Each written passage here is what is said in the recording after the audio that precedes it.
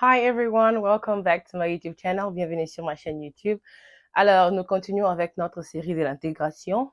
D'abord, premièrement, merci pour votre support, ok, votre support, vos encouragements, vos messages. Vraiment, ça me fait du bien. Mais ces derniers temps, j'ai remarqué, vu et Kitty Mwambouké, de ce que vous ne partagez pas les vidéos. S'il vous plaît, je vous encourage. Je prends le temps, je fais l'effort pour enregistrer ces vidéos pour vous. Tout ce que je vous demande, quand tu vois la publication directement, tu partages. Il y a des gens qui ont besoin de ces informations. Nous, quand nous sommes venus ici dans ce pays, tu vois, Kimboko aussi, information, ils allaient quitter. Il n'y avait pas ce genre d'informations, il n'y avait pas ce genre de vidéos. Alors, le temps que je prends, tout ce que je demande de vous, c'est de partager, liker la vidéo. Plus vous likez la vidéo, plus YouTube va commencer aussi à montrer ça à plusieurs personnes. Donc, quand je publie une vidéo, au moins lien, soit lien partagé pour la bande. Il y a beaucoup de gens qui viennent d'arriver ici, ils ne connaissent même pas comment les États-Unis fonctionnent. Et des vidéos pareilles vont beaucoup aider les gens. Alors, je vous encourage de, s'il vous plaît, partager les vidéos, partager les liens, poster. Ça ne coûte rien de soutenir une personne qui fait des bonnes choses. Ok, une personne qui éduque la communauté, c'est vraiment quelque chose à encourager. En tout cas, moi, j'aime beaucoup support les gens. On a beau support, on a ça là. Sinon, tu as na ngai na lembi na article na ngai na poster na ngai lisusu te. Comme ça, tout le monde a boy total. Sinon, merci à ceux qui partagent, merci à ceux qui commentent, merci à ceux qui like. Je vous apprécie beaucoup. It takes a lot. Vous savez, c'est facile de partager des vidéos de funny, ya koseka, ya n'importe quoi, parce que et important na l'autre. Mais pour leur partager une vidéo, c'est difficile. Je ne sais pas si c'est quelle nature, mais c'est ce que j'ai remarqué. Mais pour ceux qui partagent, en tout cas, je vous apprécie beaucoup. Ça me va beaucoup, ça me va droit au cœur. Eh, tu préfères partager Beyoncé, Rihanna, qui ne te connaît même pas, qui ne te connaîtra jamais, qui ne t'appellera jamais, qui ne te verra jamais, qui ne fera rien pour toi. Mais ton frère ou ta soeur qui commence quelque chose, business, moi, YouTube channel, boy, yo, support yete. O boy na yo, o sungamninga, a fulama. Fula, to fulana. Nous fulano. Fulande kono lobby sokinga na mati. Mais bien sûr, je te connais, je peux t'aider. Mais qui, bien c'est yo anazomata. Et t'as déjà même liké même ta vidéo, même ton commentaire. Never. Alors, nous devons savoir où nous devons investir. Si tu vois un frère ou une sœur qui fait quelque chose de bien, encourage la personne. Partage la vidéo. C'est facile de partager les pétages que partager les bonnes vidéos qui éduquent les gens. En tout cas, nous devons un peu changer et faire de bonnes choses. Alors, nous allons aujourd'hui parler du système scolaire des États-Unis. C'est très important, en tant que parent, en tant qu'immigrant, tu viens d'arriver dans ce pays, tu dois savoir comment le système scolaire fonctionne.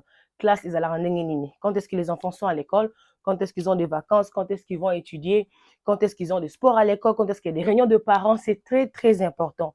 Vous devez être involved, comme on dit en anglais, involved. Vous devez vous impliquer dans la vie de vos enfants. Vous devez savoir qu'est-ce que nos enfants apprennent à l'école. Un enfant vient de l'école et rentre de la maison. Comment ça va? Qu'est-ce qu'on vous a appris? Je venais de regarder une vidéo sur Internet où j'ai vu dans une école où on apprenait les enfants à être à l'aise, à parler aux étrangers, aux gens qui ne connaissent pas dans la rue. Le livre disait, si tu vois quelqu'un que tu ne connais pas, approche-lui, sois gentil, dis bonjour, n'écris pas, parce que la personne ne veut pas te faire du mal, il veut juste te connaître. Hein? Et puis toi, parent, tu n'aimes pas parler l'anglais, tu n'aimes pas lire les livres de tes enfants, tu n'aimes pas poser des questions, et on dit des histoires pareilles à vos enfants à l'école. Donc, moi-même, à mon âge là, j'ai déjà peur. Je ne peux pas être trop à l'aise parler avec une personne, ou dire bonjour, ou être... Non. Et c'est ce qu'on apprend à vos enfants à l'école. Et toi, si tu ne sais pas lire, tu ne sais pas comprendre, tu ne sais pas interagir avec les enfants, tu ne sauras même pas qu'est-ce qu'on a dit aux enfants à l'école. Imaginez-vous ta petite fille, elle a 3 ans, un grand monsieur l'approche et elle est là parce qu'à l'école, on avait dit, it's okay de parler avec des gens qu'on ne connaît pas, ils ne vont pas nous faire du mal. Chaque jour aux États-Unis, il y a des enfants qui sont abducted. Abducted veut dire enlevé. Moi, on a outil classe où il vient de l'école, rentre à la maison, une personne lui donne un bonbon, un ice cream, l'enfant part. Mais quand toi, tu viens à la maison, tu dis, oh maman, aujourd'hui, on nous a appris ça. Non, toi, tu dis le contraire. Tu dis à ta fille, non, quand tu vois quelqu'un que tu ne connais pas, ne t'approche même pas de la personne. Tu dis bonjour de loin, tu fouilles. S'il s'approche de toi, tu cries, tu fouilles. C'est comme ça que vous devez éduquer vos enfants. Et si l'école dit le contraire et toi, tu ne dis rien, vous êtes en train de perdre vos enfants. Vous vivez avec des enfants à la maison que vous ne connaissez pas. Pourquoi? Parce que je vais au travail, mon mari doit travailler, moi je dois travailler et on doit nourrir les enfants. Bon, ça la pour la banne solo la raté.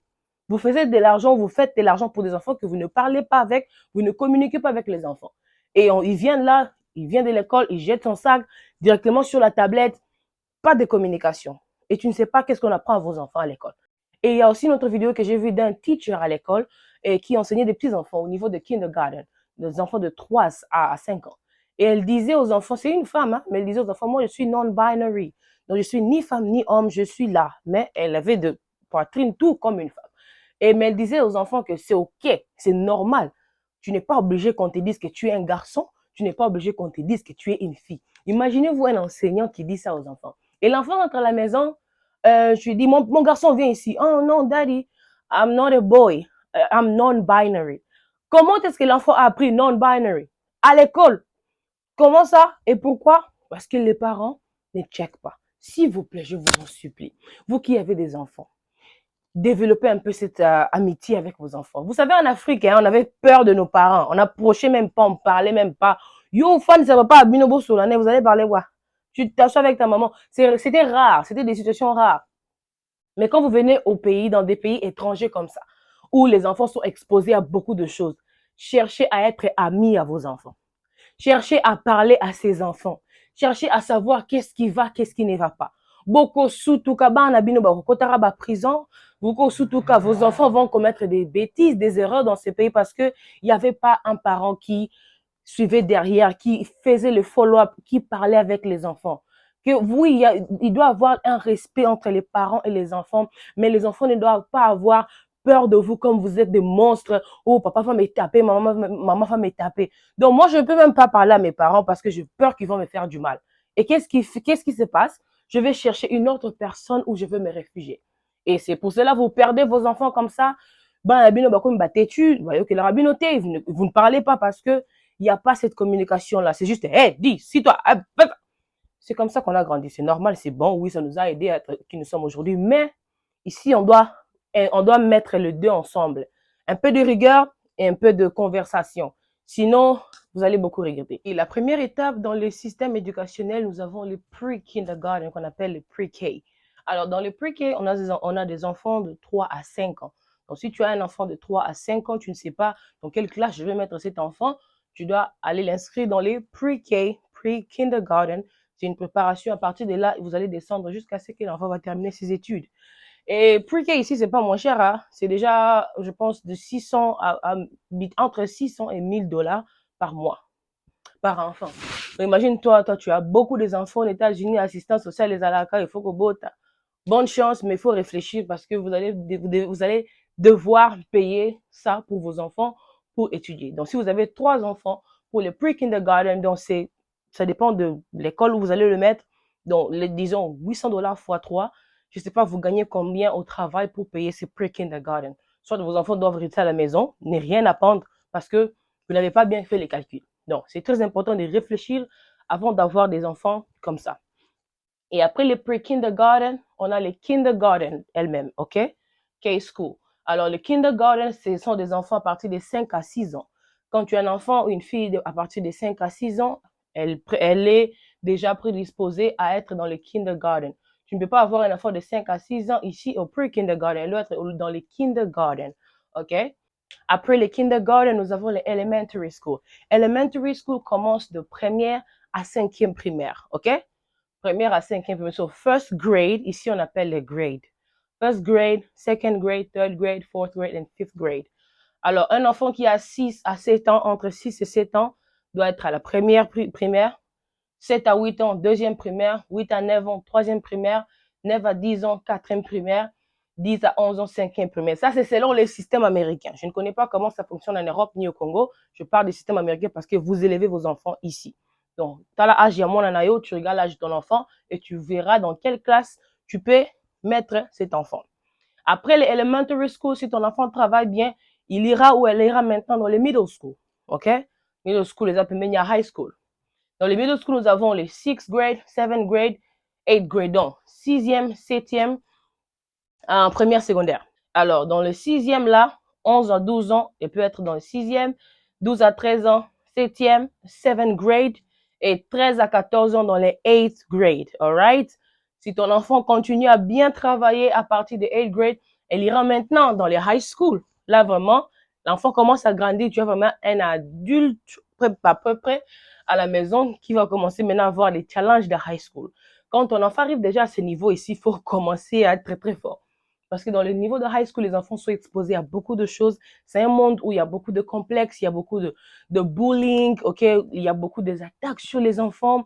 Les enfants sont exposés à beaucoup des amis de différentes cultures. Donc, il faut vraiment veiller sur ces enfants. Si tu as un enfant qui est dans les high school, t'as la moine, on a bien. Il faut vraiment veiller sur son éducation.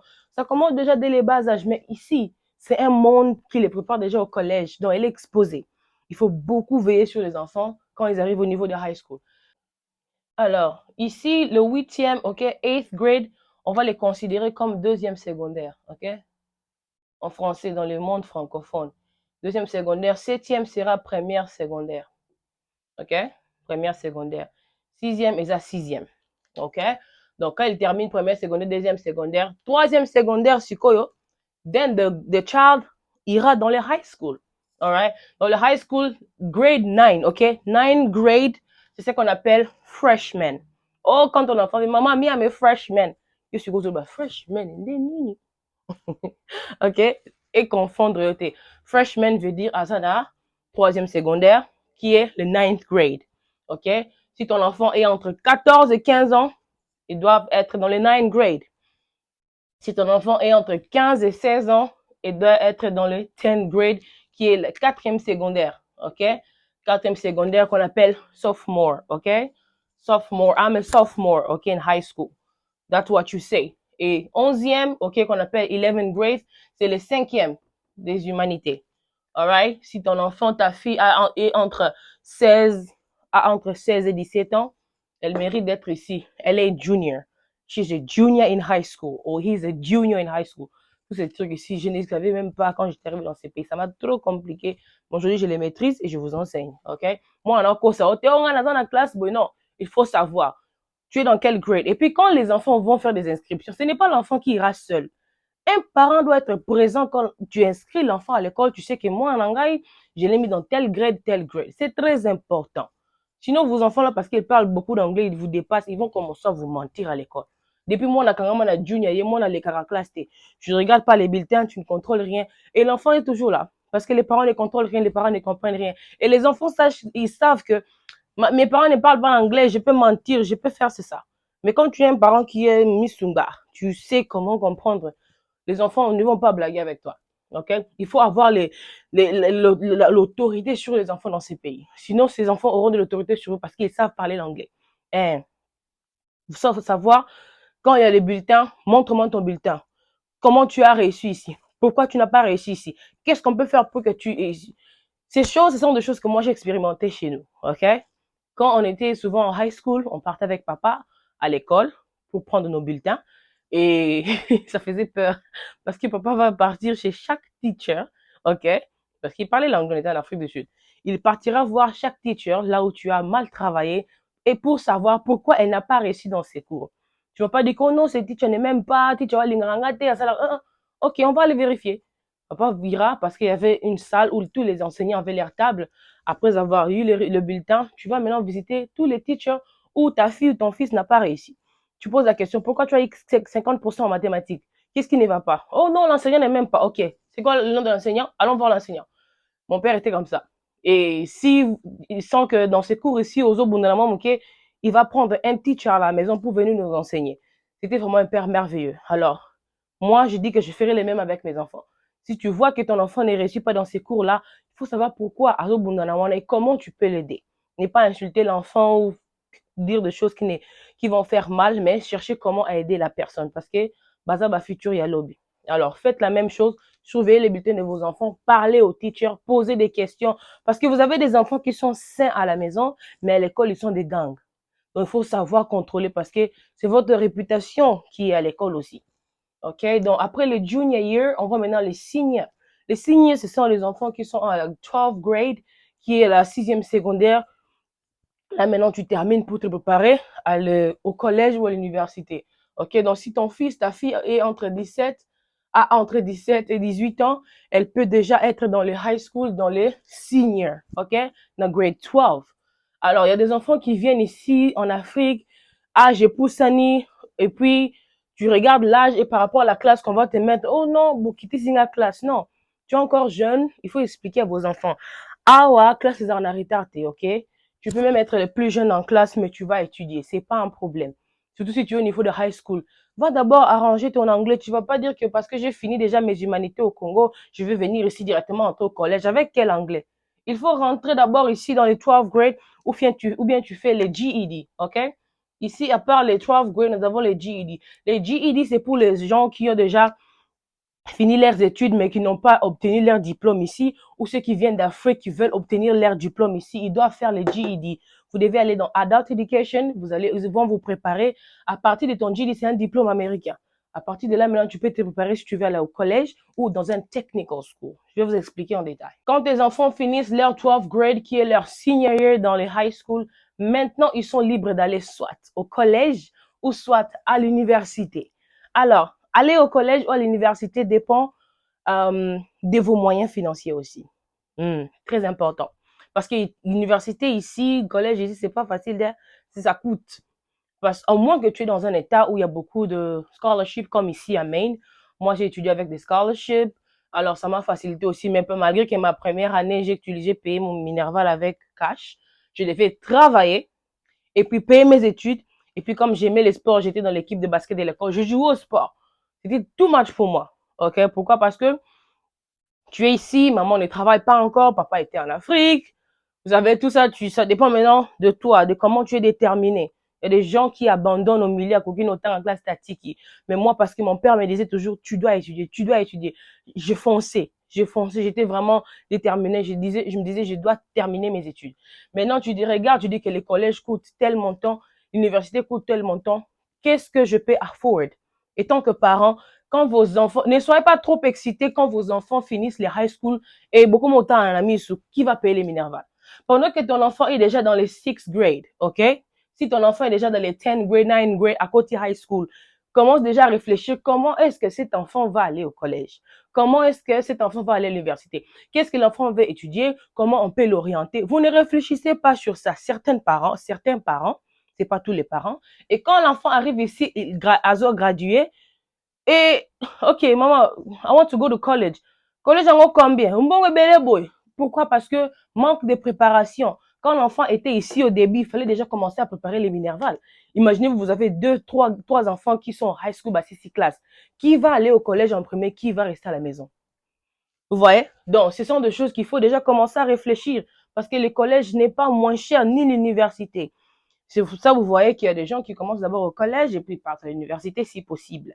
Mais aussi, la bonne chose est que si vous êtes déjà à Maine pendant 2 ans, on vous considère comme in-state dans n'importe quel état. Tu es déjà in-state et le Minerva des in-state students est toujours un peu moins cher par rapport au out of state. Out of state, c'est une personne qui vient juste d'arriver, même pas une année aux États-Unis. On a à collège, maman, ton Minerva sera plus cher par rapport à une personne qui a déjà vécu ici pendant 2 ans. Donc, il faut un peu réfléchir. Et quand tu viens ici, pourquoi tu es pressé d'aller au collège? Avec quel anglais? L'anglais des collèges ici n'est pas un joke. It's not a joke. You need to have a good English. Tu dois savoir, parce qu'il y a one thing que j'ai appris ici dans l'école quand j'étais. Les teachers n'ont pas vraiment de temps avec vous. À moins que tu restes après les cours, tu cherches à parler avec lui. They don't have time for you. Tu dois te battre seul. Et toi maintenant, ni anglais, oui, tu as la motivation, c'est bien, tu veux étudier, mais avec quel anglais? Il faut d'abord appliquer, improve son English proficiency level avant d'entrer au collège. C'est pour cela que les gens partent souvent dans les adult education. Adult education, c'est le collège de la sonité. C'est là où on apprend bien, on vous met dans des levels par rapport à votre niveau d'anglais et à partir de là, tu te prépares pour le collège. Donc, ne soyez même pas pressé, on a quoi ta collège, université, c'est bon, c'est bien. Garde la même motivation, mais apprends d'abord la langue. Parce que la langue va déterminer si tu vas même passer des classes ou pas. Tu vas pas aller jeter l'argent ici, hein. Tu vas travailler pour cet argent. Alors, prépare d'abord la langue. Alors, quand tu termines le high school, maintenant, tu vas au collège, ok? Alors, collège ou université. Pour une personne qui est à sa première année de collège ou université, on les appelle de freshmen, ok? Freshman undergraduate, ok? If you're an undergraduate, that means c'est ta première année freshman, viens juste de commencer les collèges ou l'université. Deuxième année de collège ou d'université, on les appelle les sophomores, OK? Juste comme au high school. Nous avons le freshman, sophomore, et puis nous avons le junior. Junior, ce sont les personnes qui sont dans leur troisième année de collège. Et le senior, OK? Senior, ce sont les gens qui sont dans leur quatrième année de collège ou université. Donc, il faut savoir que ta fille elle est junior, elle est senior, elle est sophomore. C'est très important, chers parents. Je vous encourage d'apprendre sur vos enfants. Il y a des collèges, de cours que tu prends, ça va juste pour 2 ans et il y a d'autres pendant 4 ans. À l'université, c'est souvent 4 years, OK? Si c'est de médecine et d'autres, ça prend plus. Ça dépend de ce que tu veux étudier. Il faut faire des recherches. Je vais faire une vidéo encore pour expliquer comment s'inscrire au collège ici. Ça va beaucoup vous aider. Il faut regarder cette vidéo-là. Alors, dans le collège, nous avons, ça dépend, 4 ou 2 ans. Et nous avons les community college, OK, qui sont un peu affordable, moins chers. Et puis, nous avons ces universités. Moi, personnellement, avec la manière dont le monde avance, que tu es à l'université ou pas, il faut savoir comment ça sortir dans la vie.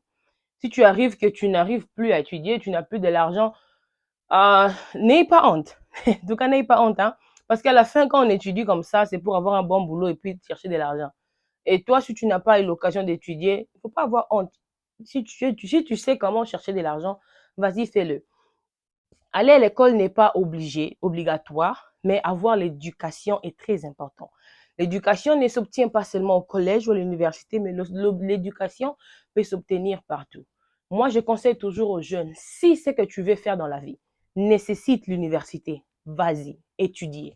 Vas-y, étudie, inscris-toi. Mais si ce que tu veux faire dans la vie nécessite pas l'université ni le collège, donc go, ne barre même pas. Nous sommes dans un monde où les gens réussissent sans diplôme. Mais je n'encourage pas de ne pas étudier. Non, j'encourage d'obtenir l'éducation. Okay? Education is important.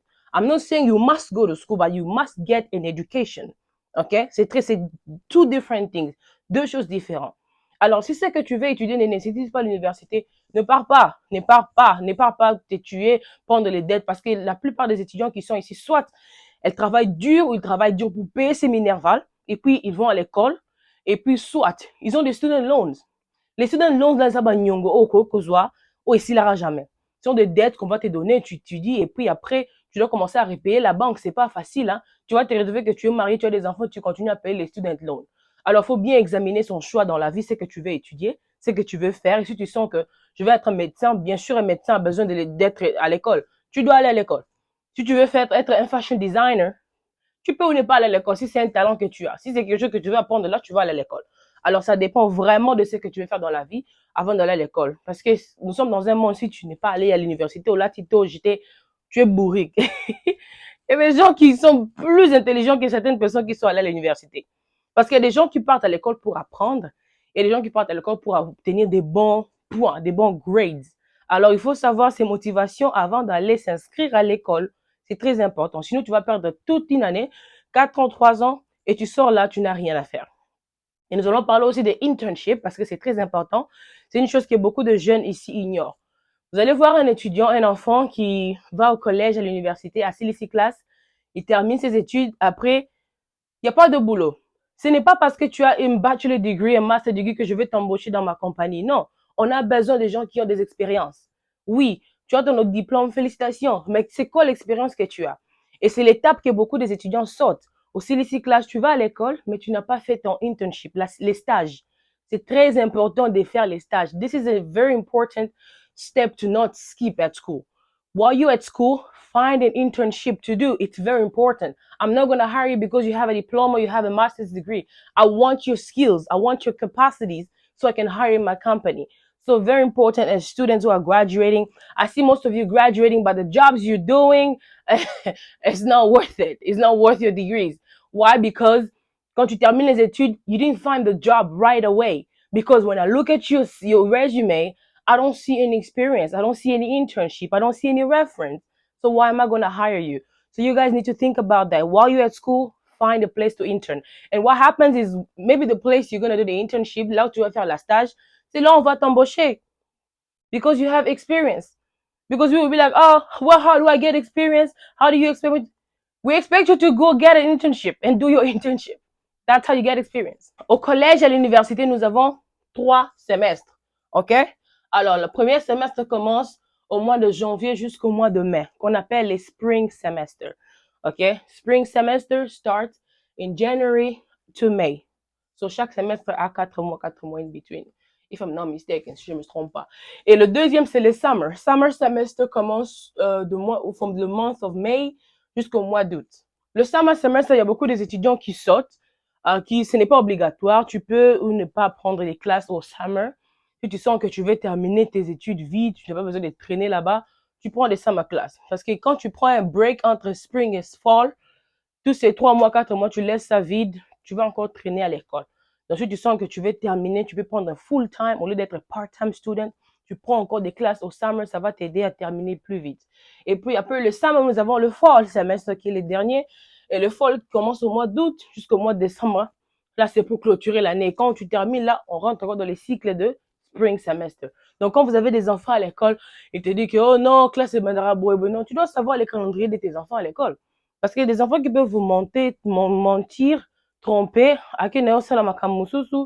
pendant que toi, tu sais qu'elle est à l'école. Pourquoi? Parce que les parents sont ignorants. Soyons vigilants dans ces pays, sinon nos enfants vont nous tromper. OK? Alors, c'est un peu ça les systèmes scolaires des États-Unis. Les vidéos prochaines qui vont arriver, je vais expliquer étape par étape comment enrôler vos enfants à l'école. OK? Comment faire les inscriptions, comment savoir quelques vocabulaires scolaires, c'est très important. Maîtrisez d'abord ces systèmes. Si vous avez des questions, écrivez-moi comme d'habitude. Pour aujourd'hui, on s'arrête là. N'oubliez pas de partager. Ça, c'est pour les parents, les jeunes, vous qui aimez, vous qui voulez étudier, vous qui voulez envoyer vos enfants à l'école, préparez-vous, OK? Apprenez ces systèmes, maîtrisez ces systèmes.